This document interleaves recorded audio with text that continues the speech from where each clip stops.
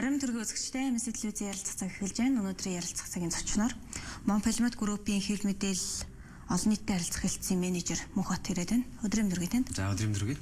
За тэгэхээр танай үйлдвэрээс танай группээс өнөөдөр бас мэдээллийг хийсэн. Ямар шүртэй мэдээллийг ямар нөхцөлөд л үсэд хийхэр болов.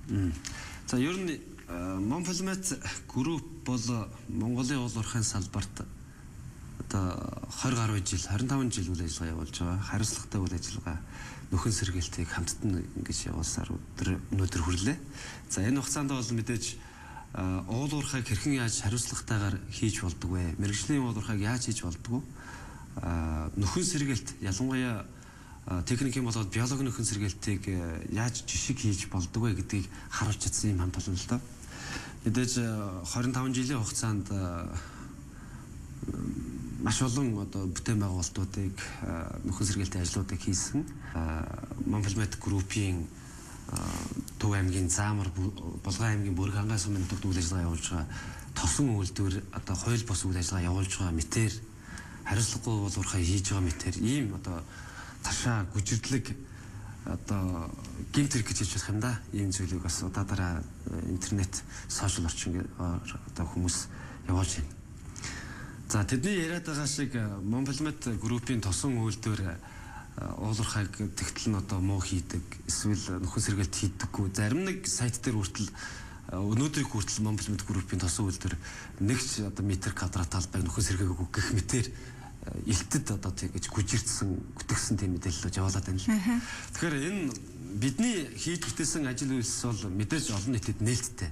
Бид жил болгон олборлох үйлдвэрлэлийн ил тод байдлын санаачлагт хийсэн ажлынхаа үр дүнгийн тайлан өгж байна. Дээрээс нь жил болгон уул геологийн ажлынхаа төлөвлөгөөг, за биелэлтийг тухайн одоо мэргэжлийн байгууллагуудаар тухайлах юм бол ашигт ултмлын ерөнхий газар, мэргэжлийн хяналтын ерөнхий газар, уул уурхай яам зэрэг газруудад төлөвлөгөө өгч батлуулаад тэрнийхэн дараагаар бас хянуулдаг, шалгуулдаг, ийм л одоо үйл ажиллагаа явуулдаг ийм хамт олон л. Тэгэхээр энэ хамт олонны үйл ажиллагааг ингэж илтээр мушгин говьуулж гүжирдлэг явуулж байгаад бол бид ялангуяа энэ Монпельмет группийн ард ажиллаж байгаа 1000 гаруй албан хаагчид нэгэр бүлийнхэн энэ бүтээн байгуулалтыг хийсэн үндэсний үйлдвэрлэгчид бас чимээгүй суухын эсвэ болоод өнөөдөр олон нийтэд хандаж ялангуяа бидний тухай тэр буруу мэдээлэл цацаад байгаа хүмүүст хандаж за тэр буруу мэдээлэл авсан иргэд олон нийтэд хандаж бид бол ийм зүйлийг хийсэн юм аа. Энэ бол одоо тэр яваад байгаа хар мэдээлэл бол ташаа буруу юм аа гэдгийг ойлгуулах гэж өнөөдрийн нэм хэвлэлийн борлыг зарлаж олон нийтэд мэдээлэл өгч байгаа юм. Нөхөн сэргээлтийг хэрхэн яаж хийдэг вэ? Ийм уул уурхайн компаниуд нөхөн сэргээлтийг хийхдээ нэг 2-3 шиг мод тарьчаад энийг нөхөн сэргээлт гэж яриад байдаг шүү дээ. Ер нь 2000-ад оны эхэнд биднийг үйл ажиллагаа явуулж эхэлж явах тэр цаг үед бол Монгол улсын уул уурхайн салбарын яг эрчимтэй хөгжил үе байлаа. Тэр үед уул уурхайн нөхөн сэргээлтийг хэрхэн яаж хийх үү гэдэг норм, стандарт, дүрм журм гэйчин байхгүй байлаа. Бид 2000 оны эхээс эхэлж энэхүү нөхөн сэргээлтийн үйл ажиллагаа хийж эхэлснээрээ магадгүй тэр норм, дүрм журм, стандарт батлагдахад түшиж толгоор нь одоо манай компани нөхөн сэргээлт болсон гэдэгт бид бахархалтай байдаг. Нөхөн сэргээлтийг хийхдээ мэдээж одоо таны сайн хэлдгээр ганц нэг мод тариад орхичихтай гол нь биш. Олборлолтын үйл ажиллагаа явуулж хад зэрэгцээд нөхөн сэргээлтийн үйл ажиллагаа давхар явагдаж явах хэрэгтэй. Тухайлх юм бол Монпельмет группийн тосон үйлдвэрийн хувьд гэх юм бол ашиглаж явуулж ихсэн цагаасаа нөхөн сэргээлтийн ажлыг давхар хийж үүсдэг. Энэ дээр нэг онцлог байна л да. Тэр бол мэдээж бидний хэрэгжилж байгаа Dragon технологи гэж технологи байгаа. Энэ Dragon технологи маань тухайн одоо металлыг устай орчинд олборлоход зориулагдсан ийм технологи. Дэлхийн нийтэд 6000 гаруй энэ дараагийн үйлдвэр ажиллаж байна. За алтаас гадна цагаан алт, молибден, за алмазыг далайн гүнд нуурнаас эсвэл голын голдролоос олборлоход энэ дараагийн технологиг ашигладаг. Тэгэхээр энэ бол дэлхийн нийтэд хүлээн зөвшөөрөгдсөн яг тэр голын голдролд олборлуулж явуулахад маш тохиромжтой эко үйлдвэрлэл юм а гэдгийг бас ташрамд. Түрүүнийхээ асуултны хариултыг авъя. Яг хэдий хэмжээний газрыг яаж нөхөн сэргээсэн бэ? Нөхөн сэргээлт хийсэн за би эндээс нэг тоо баримт харж байгаад хэлээ тээ. За Монпельмет группийн үед бол одоогийн байдлаар нийт 846 гадалбат олборлолтын ажиллагаа явуулсан байна. Үүнийхээ 777 гадна техникийн нөхөн сэргэлт буюу 92% нь техникийн нөхөн сэргэлтээ хийчихсэн байна. 504 гад буюу 60% нь нийт олборлож явуулсан талбайнхаа 60% нь биологийн нөхөн сэргэлт хийсэн байна. Биологийн нөхөн сэргэлтийг хийхдээ бид нар тухайн орон нутагт мод бургас, тариалах, олон насны бэлчээрийн ургамлыг бий болгох, за мөн нуур цөөрөм үүсгэж загас жарахаа үржүүлэх зорилгоор энэ биологийн нөхөн сэргэлтийн ажлуудыг хийж байна. За уурхай үйл ажиллагаа яваад дууслаа гэхэд тухайн бүс нутаг орион юу болж үлдэх вэ? Мэдээж энэ бол уулуурхан үйлдвэрлэл явуулж исэн газар хэрхэн яаж нөхөн сэргээж болдгийг нэг жишг одоо тийм эко парк болгож үлдээх боломжтой. Түүнээс гадна 500 хүн ажиллаж амьдрах бүрэн боломжтой уурхайн тосхон бэлдээ. Тэр хавьдаа байхгүй одоо дэлбэлцсэн шийдэгдсэн тог захиргаантай, зам харгуйтай, дулаантай тийм одоо барилгууд байна. Тэн дотор бас спорт заал байна гэх мэт. За энэ мэдээж тосхон тэнд үлддгээр үлдэнэ. За нөхөн сэргээсэн талбай тэндээ үлддгээрээ үлдэнэ. Үнийг мэдээж бид нар орон нутагт нь хүлээлгэж өгнө. Орон нутгийн цаашаа тухайн газрыг менежмент гэж аялал жуулчлалын одоо бүс болох уу, загас агнуурын спортыг хөгжүүлэх үү. Тэнд мэдээж бид нар одоогийн байдлаар нэг 4 га талбайд чацарганы бодцоог тарьсан байна. Жимсгний аж ахуй эрхлэх юм боломжтой. Тийм газар нутгийг бид нар орон нутагт хүлээлгэж өгөхөөр үйл ажиллагаа явуулж байна. Хэдэн оны хүртэл танах үйл ажиллагаа явуулах? За одоо уурхай бол хаалтын төлөвлөгөөнд ороод ажиллаж байна. Хэдэн оноос хэдэн оны хүртэл үйл ажиллагаа явуулж байна вэ? Бид анх 2001 оноос тухайн газар районд үйл ажиллагаа явуулж байна. 16 жил гэсэн үг тийм. 16 жил үйл ажиллагаа явуулж байна. Одоо бол нэг уурхай хаалтын төлөвлөгөө бол мэдээж уурхай нөөц дуусахаас нэг 5-аас 10 жилийн өмнө хаалтын төлөвлөгөөнд орж ажилладаг. Тэгвэл бид нар хаалтын төлөвлөгөөнд ороод ажиллаж байна тийм ээ. Тэгэхээр ямар ч хэлсэн уул уурхайг бол жишгээр нь ингэж хөгжүүлж болдго юм аа, нөхөн сэргээлтийг ингэж хийж болдго юм аа гэдэг одоо томрон жишээ тэмдэглэх болов гэж бид харж байгаа. Одоогийн байдлаар бид нар нийтдээ 5.5 км гэж бас аваад том цаа тийм ээ 5.5 км үргэлжилсэн тийм ойн төгөл. Заамрын тэр оройн өөрөө модгүй газар л да. Модгүй газар бид нар мод тарьж он төгөлтэй болгож байна. Дээрэс нь зөвхөн цэвэр ус одоо гадаргын ус байдаггүй. Урсгал ус буюу одоо туул гол манд байгаа тийм ээ.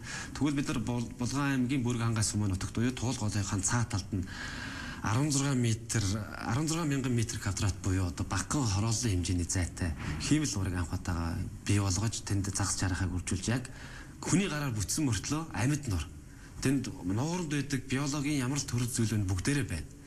За тэр нуурыг бий болгоод 2011 онд Монгол улсын гадаргын усны толгонд тосон нуур гэж бүртгүүлсэн. Энэ бол уулуурхайн түүхэнд бас байгаагүй л дэд амжилттай.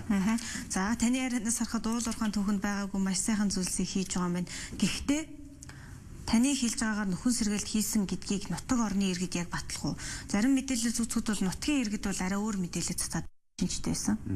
Мэдээж тэнд бид нар 10 хэдэн жил үйл ажиллагаа явуулахад тухайн орон нутгийн хүмүүстэй баг ах トゥ шиг тийм сайхан харилцаатай болсон. Мэдээж уулуурхайн үйлдвэрлэл явуулахад тухайн орон нутгийн иргэдийн эрх ашигыг нэгдүгээр тавих хэрэгтэй байдаг. Хоёрдугаарт тухайн орон нутгийн засаг захиргаатай бид нар бас хамтарч ажиллах хэрэгтэй байдаг. За энэ хүрээнд бол бидэнд ямар ч асуудал байхгүй гэж ойлгож байгаа. За зарим нэг одоо юу гэдэг нь захиалгатай нийтлэл бичдэг, захиалгатай зураг авдаг тийм зүйлүүд ялангуяа юм ус төржсөн үед тийм зүйлүүд бас нэлээдгүй гарлаа л та. Энд бол үнэхээр бид нар сэтгэл эмзэглэж байна. Тухайн орон нутагт үйл ажиллагаа явуулдаг орон нутгийн иргэд байна, малчид байна, тэ. Тэд нар бүгдээрээ ярьж байгаа шүү дээ. За Монголын сэргээс нөхөн сэргээсэн талбай дээр бид нар малаа оруулаад өвлжиж байна. Тэндээс бүр хатлаа авч байна. Тэр зураг баримт хүртэл бидэнд одоо байх шин. Тэрийг нь хараад үзсэн. За тэгээд манай компани үйл ажиллагааны талаар сайн ярьдаг нэг, саар ярьдаг нь бага байгаа.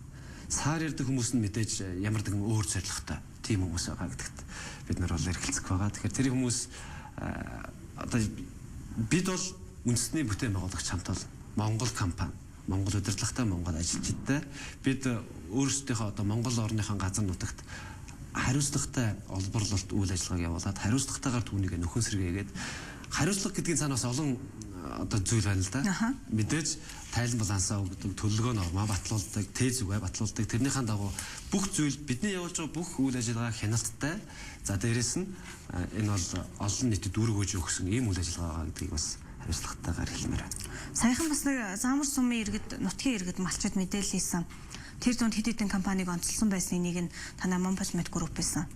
зурагтай, хөрөгтэй нөхөн сэргээлт хийгээгүй гэдэг бүр баримттай мэдээлэл өгсөн байсан. Та энэ тайлбар өгвөл. Энэ дээр хүмүүс за мэдээж уулуурхаан үйлдвэрлэл явагдана гэдэг маань өөрөө тухайн үйлдвэрлэл явагдаад явагдсны дараагаар нөхөн сэргээлт хийгдэнэ. Тэгэхээр танаас чинь хийж явахдаа олборлолтой байдаг гэсэн та нар хэлсэн шүү дээ. Олборлолтой хийж явахгүй бол нөхөн сэргээлт хоёр хамтдаа явж явах хэрэгтэй. Олборлолт явж байгаа газар мэдээж тэр дүр зураг бол хэцүү харагдана. Тэрнийхээ араас бид нар нөхөн сэргээлтээ хийгээ явнаа та.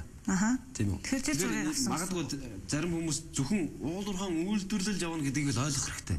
Яагаад тэгэхээр тухайн хөрс ургамлыг бид нар авч тавьчихад тэгээд орногоо өмд металлаа холборлолцоод буцаад нөгөөдгөө яг тэр байснаар навж тавина гэж байхгүй шүү дээ.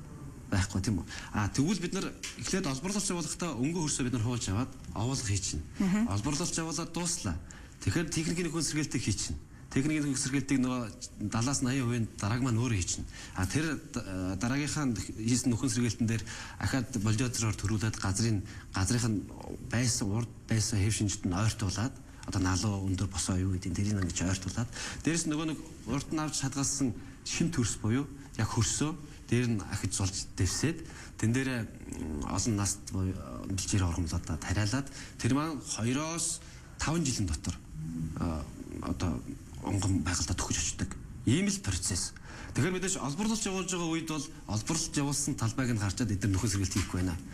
Нөгөө нөхөн сэргээлт хийгээд одоо өмнө байсан газартайгаа ойр дөхөн болцсон газрыг харчаад энэ хуучин байсан газар л байна гэж хүмүүс зарим нэг нь харсал байх л би тэгэж бодож байна. Бусдаар бол Монбелмет компаниг нөхөн сэргээлт хийдэггүй гэвэл үн шиг одоо үлгэр байхгүй. Ягаад гэвэл Монгол Улсын засгийн газар аж үйлдвэрийн танхимаас энтерпренеур гэж шалгаруулдаг шүү дээ. Тэрнийг одоо бид нар сүүлийн 10 гаруй жил авлаа. Дээрээс нь уулуурхай яам, мэрэгжлийн хяналтын ерөнхий газар, байгаль орчны яамнаас хамтарч шалгаруулдаг. Тэргүүний нөхөн сэргээлт гэдэг компанийг жил болгонд шалгаруулдаг. Энийг сүүлийн 14 жил дараалан авлаа. Манай компани нөхөн сэргээлтийг Монголд жишг болгоцсон. За одоо дэлхийн нийтэд яригдж байгаа ийм нөхөн сэргээлтийг одоо юу гэдэг нэгч га талбай нөхөн сэргээгүй гэж ярьдаг бол арай л үнэнд нийцэхгүй юм үйл ажиллагаа л да. Тэрний түрүүний хэлдэг мэрэгжлийн хяналтын газар гээд хэд хэдэн шалгадаг компаниудын дарга нарыг гаран жав гişүү худалдаж авч гарын үсэг зурулдаг гэдэг мэдээлэл бас гарч ирсэн. Та энэ тайлбарыг өгвөл бас. Энэ бол дам яриа авах л да. Гэхдээ тийм юм гэж юу байх вэ те. Одоо жишээлбэл би Монбелмет группийн одоо хэвлэлийн ажилтан хүн. Би бол компани тэнгэр тулсан магтаж чадна. Юу гэж л юу гэж чадна тий. Харин энэ компани үнэхээр нөхөн сэргээлтийг ингэж мундаг хийж гэнэ үү? Үнэхээр хариуцлагатай байж чадж гэнэ үү? Орон нутаг болоод орон нутгийн иргэдтэй үнэхээр ойлголцож хамтарч ажиллаж чадж гэнэ үү гэдэг энэ одоо асуудлыг надаар яриулахаасаа илүү за мэрэгжлийн байгууллага ялангуяа уулуурхай яам тэр одоо олборлох салбарын ил тод байдлын санаачлал буюу ч олон улсын газар шүү дээ төрийн бас байгууллага эднээс хөндлөнгийн байгууллагуудаас асуувал илүү одоо баримттай нотлоготой наацтай мэдээллүүдийг өгөх бах. Ялангуяа би сая хэвлэл урал дээр бас сэтгүүлчдтэй хэлжээлээ. За бид бол компанийн тухай бол үнэхээр сайн зүйлийг бол ярьж чадна. Гэхдээ бидний ярианд итгэхгүй хүмүүс бас цаа гарч зөндөө байна шүү дээ. Тэгвэл мэдээж тэр уулуурхай яам болоод ашигт малтмлын газар, мэрэгжлийн хяналтын газар тий биднийг хянаж цагддаг. Бид нарыг одоо хариуцлагатай үйл ажиллагаа явуулахыг ингэж байнга хинжээдэг газруудаас бидний тухай мэдээллийг авбал илүү их зүйлийг ярих бах. Ялангуяа мэдээж бид нэр хариуцлагатай уулуурхай явуулж байгаагийнхаа хүрээнд олон нийттэй ил тод бай. За төр захиргааныхаа байгууллагынхаа өмнө хариуцлагатай байя гэдэг ийм зарчим барьж ажилладаг. Дээрээс нь энэ уулуурхайг явуулахад байгаль дэлхийдээ сэтгэлтэй илгэхтэй хүмүүс явуулт юм байна. Нөхөн сэргээлт хийгээд ганц нэг мод тариа аждаг биш, нэг олон нас тариа аждаг биш. Түүнийгээ байнга усалдаг, торсдог, арчилдаг. Ялангуяа хаврын уйлралт гэхэд бид нар тарьсан бодондоо цэник усалгаа хийж одоо цас мус тавих ч гэдэг юм уу. За гантай жил сая энэ жил бол маш гантай байлаа. Энэ жил бид нар одоо туслах усалгааны системээр модуудаа услах, тордох гэдэг юм ажлууд бас зөндөө хийж байлаа. Тэгэхээр ер нь нөхөн сэргээлтийг хийн мод бут тариална ногоон байгууламжийг бий болгоно гэдэг бол ерөөсөө сэтгэлийн ажил. Одоо бид нар сайн мэдж байгаа шүү дээ. Жил болгоно хавар намарт мод тарилал гэдэг нөгөөх нь ургаж байгаагүй мэддэхгүй ингээл юмнууд гэдэг. Тэгвэл Монбелметийн замрын тэр оройн тарьсан мод бутыг тэр ногоорж байгаа талбайг очиад хараарай. Үнэхээр сэтгэл шингэсэн учраас тарьсан мод болгон ургаж байна. Энэ бол 100% бол биш юм. Бидний тариасан модны 95% нь амьдралтай байна гэдэг бол энэ яг одоо мэрэгжлийн хүмүүс бас өндөр хувь гэж үздэг юм байна. За баярлалаа. Бидний ярилцах цаг энэ түрээд дууссан байна. За баярлалаа. Тэгээд яг энэ үн бодтой мэдээлэл олон нийтэд хүргэх энэ сайхан гэгэн үйлстэй та бүхэнд ажилд өндөр амжилт хүсье. Мөн одоо MNC телевизийг үзэж байгаа нийт үзэгчдтэй одоо үнж одоо шударга мэдээллийг хүлээж авсан та бүхэнд бас талархлаа илэрхийлье гэдэг бас дахин хэлмээр. За баярлалаа танд. Ярилцах цагийн түрээд өндөрлөж байна. Дараагийн ярилцах цагаар иргэд олцъё.